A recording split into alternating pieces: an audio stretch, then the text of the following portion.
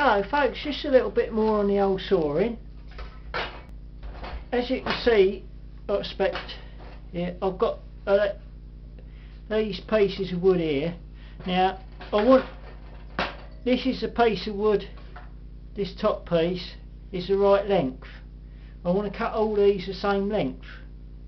Now I'm probably cheating a bit really. What I should do is mark them all off, but the reason I'm going to do it this way, as you cut through the saw, with the saw, as you go down, you can push a bit of the old wood off the bottom as the saw goes down through it, and you can leave sort of straggly bits. So if I've got a fair old pile of wood here, as I cut through this piece and I start cutting into this piece will support the underside of that bit of wood there. And so it's only when I get to the last one I've got to be a bit careful that I don't get bits of splintery wood coming off, which is not a problem, but it means that you can end up with a rough surface on the bottom edge of where the saw comes down through the wood.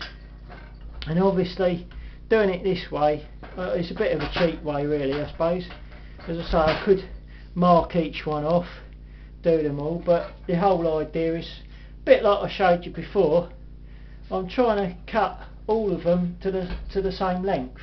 Now obviously I'm using the workbench a little bit different than I was, and I'm just going to literally cut down through now, because I've got the G-clamps holding it together. It makes it a bit awkward holding them onto the workbench, and the G-clamps, because they're a small G-clamp, ain't big enough to go on the workbench as well. Otherwise I would. I'd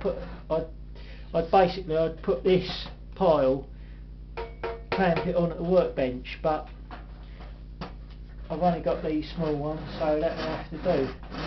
Now I'm just going to literally go down very nice and slow, making sure that I'll keep the blade nice and upright.